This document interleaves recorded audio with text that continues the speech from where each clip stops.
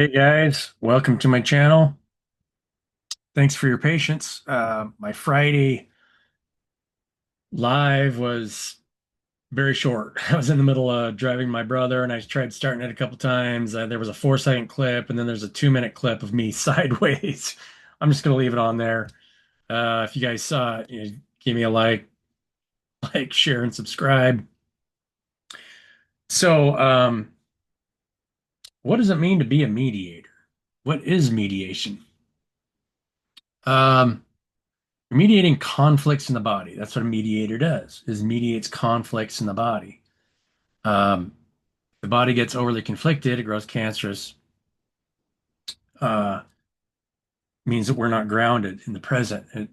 It eliminates our ability to listen.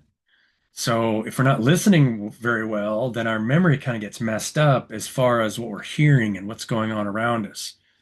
Many of you have grown up in different environments, and if you're forced into a position where you have to ground out the fears and anxieties in your environment, then you know what I'm talking about. A lot of us have prior history from, I've had several different kind of kids, and every kid and every child is different because there's a different, we call it a DNA pattern, but it's just a structure that's coming from a higher energy, from where we came from. You may believe in afterlives or predestination or whatever, but the reality is, and I know this from personal firsthand experiences, this ain't my first rodeo. I'm sure you guys feel the same way. We keep killing ourselves a lot of times unnecessarily and uh, keep coming back for different experiences, for different levels of growth and of evolution so that our soul expands and we include more of ourselves over time. That's actually what we see as structure. When we look at the evolutional record, we see structures that can both hold and move more energy and information over time.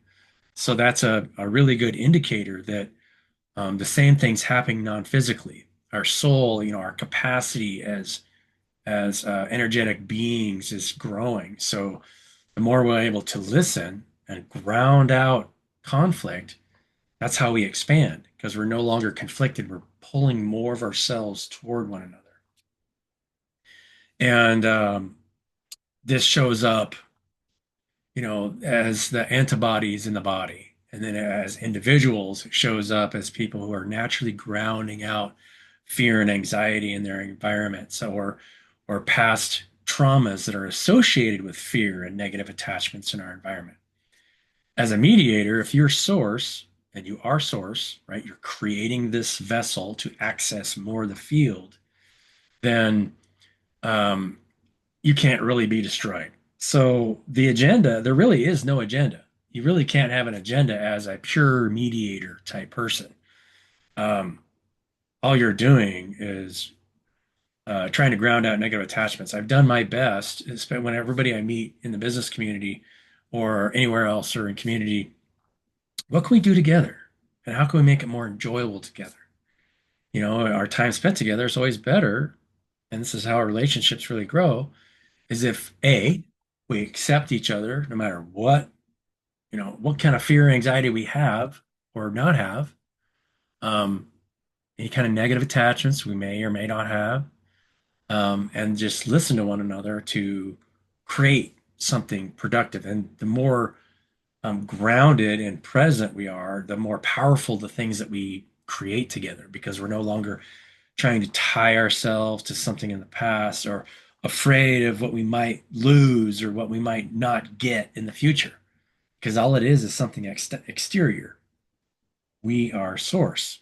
And so if you're ever trying to tie yourself to some kind of outcome, then you won't feel then trust breaks down.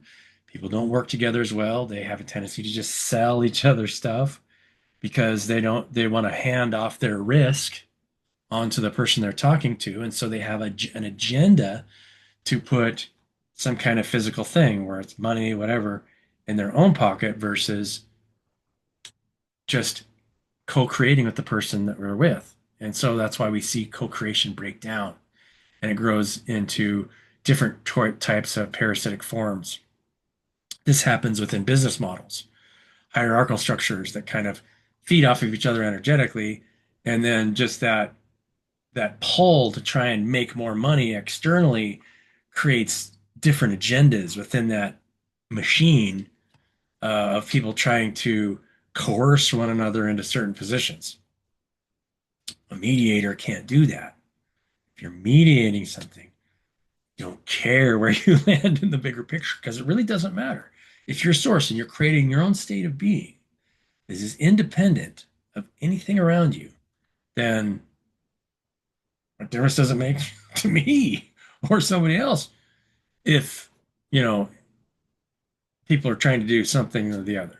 And you're trying to meet the needs and try to mediate that and help people understand that. The way that we'll be able to, create something together and create a healthier body to that always will create a healthier state of being. If you're always falling out of conflict of the mind and you're worried about what's going to happen next, or all the reader channels, all the tarot card reader channels are all about relationships. Every time you see someone do a reading, it's always about the relationships around you. And the relationships around you will always be better if you can ground out conflicts in the mind. And it's always has to do with whether or not you're loved or not. A lot of people feel as though love is something external, something that can hold on to, but it's not. It's a state of being that you're emulating for the people around you. I had so much going on in my mind about this topic earlier this week. I really wanted to make sure that I mean, it's late here on Sunday night, and I want to get this video out there before I started my next week.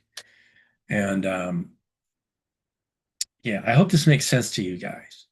You don't, and then when you learn how to do something, that enables you to help somebody else learn how to do something as well.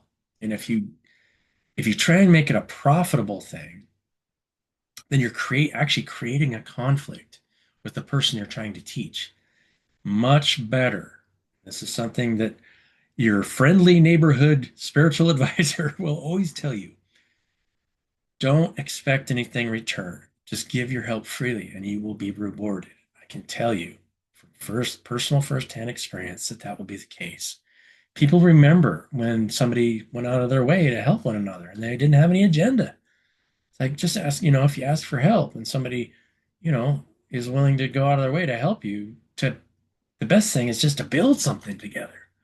And then, the larger group of people that you can get to build something together in a healthy way where everybody's just listening and then coming to a consensus on what they're going to create. Um, the power of whatever you're creating is much more powerful. And it has a healing effect on everybody that's involved in that too, because they're not trying to move into, a higher position or that, they're just becoming a member of the body, a DNA strand, if you will. Yeah. Hope this makes sense for you guys. Just a short message here on Sunday evening. Love you guys infinitely. And it doesn't matter where you're at or what you're doing. Take care of yourself. Get lots of rest. Rest is the backbone of not needing rest later. Because when if you're depressed, then you need rest. People say that a long time, and it's true. Just lay down. Lay down till you can't lay down anymore. Get up, get moving, do a little bit of exercise, and you'll feel great. Number one. And then figure out what it is you're going to create. And usually, what you're creating more than anything is a state of being that you can be for the people that you care about and the people that you're meant for. So, love you. Have a great day, and we'll catch you on the next one.